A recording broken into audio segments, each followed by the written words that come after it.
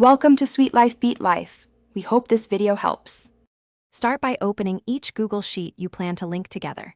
Confirm owner and edit permissions for each file before proceeding. Move all files into a shared drive folder for consistent access.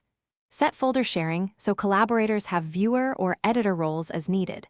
Locate each sheet ID in the URL and note exact ranges, for example, Sheet 1, A1, C100. Copy those ID into a single planning document to avoid mistakes later when building links. In the destination spreadsheet, pick a blank sheet to receive data. Enter the formula import range, spreadsheet ID, Sheet 1, A1, C100 to pull data. Press Enter and then click Allow Access when the permission prompt appears.